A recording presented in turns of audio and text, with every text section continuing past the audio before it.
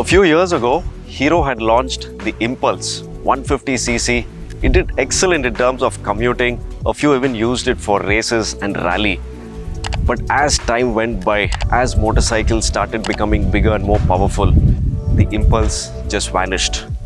But Hero didn't let it there. They had something cooking in the background, as and when the Indian motorcycling crowd moved a lot into adventure and off-road riding, they got in the Xpulse 200.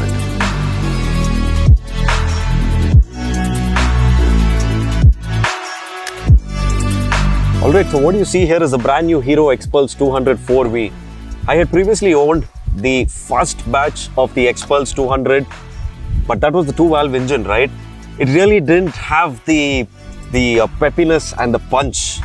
So Hero has actually worked again on the Xpulse and made this a little more peppy compared to the 2V. So let's start with the front end of the bike and see what has changed, how has it actually worked, and how has it helped me use the Xpulse in a much better way. Right, now talking about my road riding experience of the 4V, it's been fantastic, I would say. When you compare it with the older bike used to heat up quite a bit. And when that happens in traffic, or maybe even when you're in the trails, there's tremendous loss in power, which is something that you wouldn't want when you really want the bike to perform, right? So which is where Hero has installed an oil cooler on this bike, which runs absolutely great. It keeps the bike cool, it keeps the temperature in check, and the performance in check.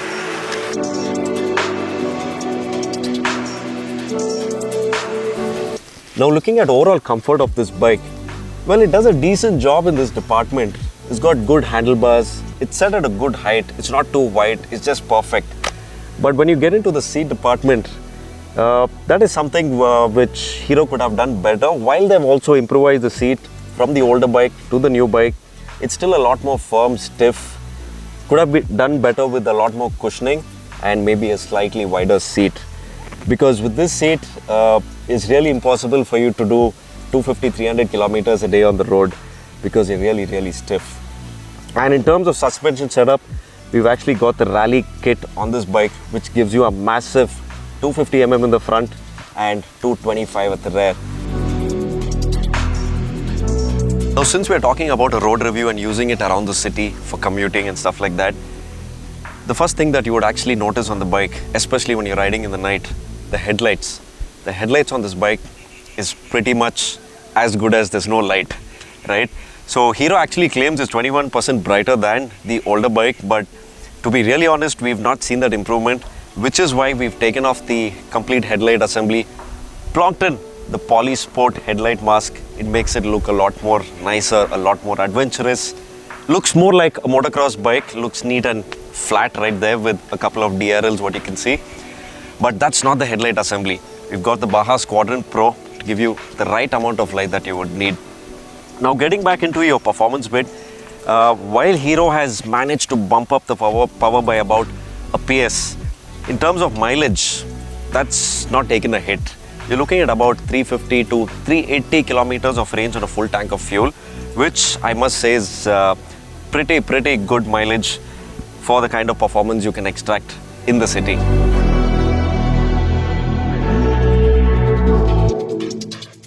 And riding this bike in the city as maybe a daily commuter, this is one place this bike actually shines out. I would give it a 11 on 10 because it's so easy to maneuver the bike because of its the overall weight and the dynamics of the bike. It's super light to tackle any kind of situation you want. You have enough amount of power to take you out of trouble, squeeze through traffic, get in and out, and that's how easy it is. So riding in small roads like this, you would be commuting to work or wherever, even maybe a college, and you have bad roads like this, no problems. The suspension takes care of all the trouble. Couple of things that I've noticed, it might not be a major one, but something that can actually bother you when you're in stop and go traffic. Like for example, right now I'm in the third gear, or maybe even if I drop it to second, the fueling is quite choppy below 2,000-3,000 RPM. It gives you the small jerks, which is really not pleasant when you're at those speeds, because at those speeds you're pretty much in bumper to bumper traffic, And when you have those, the stoppy moments, it's a little annoying. Now, we wouldn't be using this rally kit in the city, and this bike doesn't deserve to be in the city. This has to be somewhere off-road, finding those trails and doing what this bike was meant to do.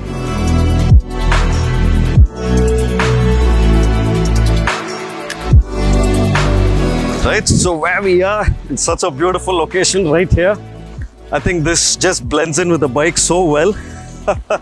It did take us quite an effort to get the bike here. But man, what a ride it's been here. So talking about the front suspension setup on the Xpulse Rally, the 200 Rally. This comes with a massive 250 mm of travel, and the rear comes with 225 mm of travel, which is quite good.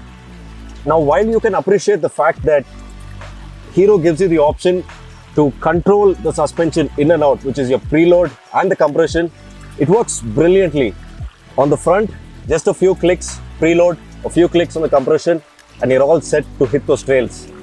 Now, you would want to keep it somewhere in between, maybe between a 15 to a 20 setting, which is your preload and your compression, which is what this bike is running right here.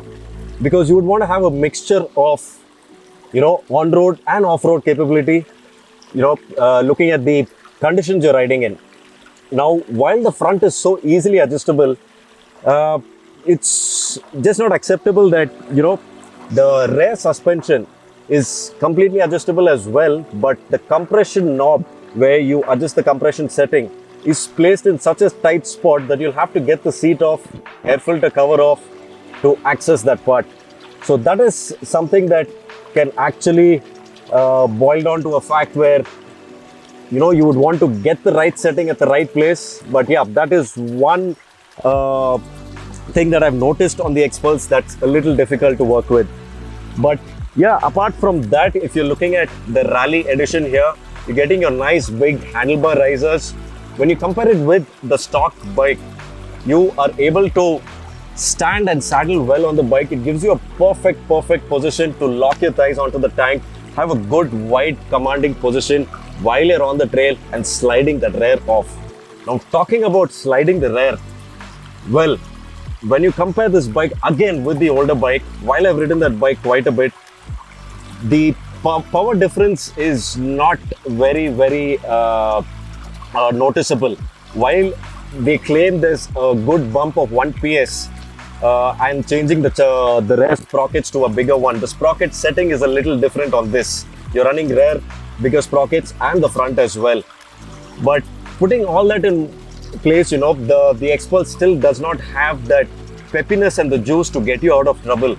Like for example, right here, when we were stuck in this tricky situation, the bike just wouldn't move. Now, talking about the gear ratios, well, even the previous Xpulse had unacceptable gear ratios where you just had to keep working around with the gearbox in the trails, and that is something that you don't want to do while you're climbing, your technical stuff and doing some really hardcore things. So even this, we've been riding this bike the whole day today in the trails, and I did notice that you really have to work through the gearbox.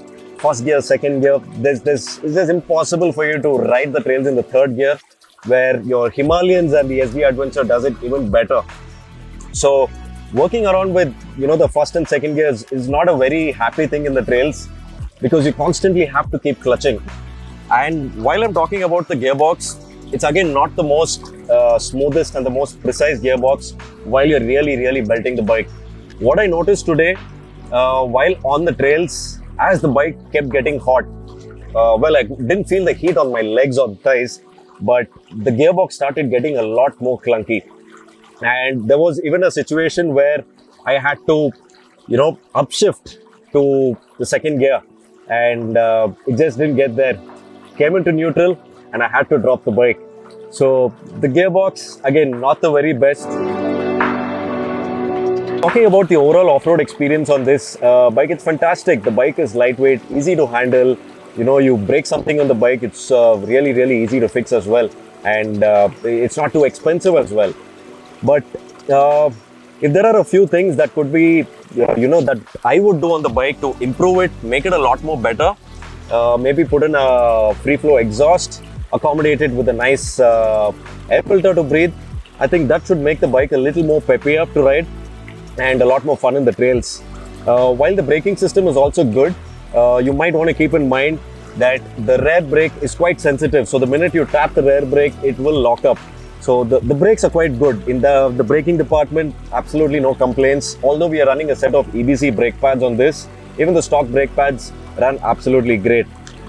So overall, for the money you pay, the rally kit is at about 1,95,000 on road.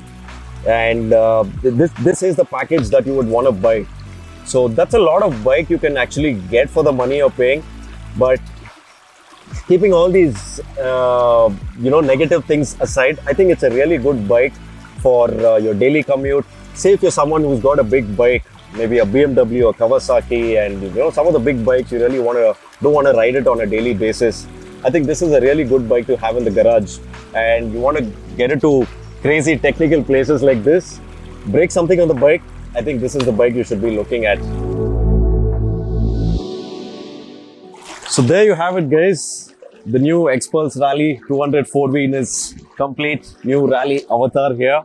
The rally edition bike might not be everyone's cup of tea considering the seat height of this bike.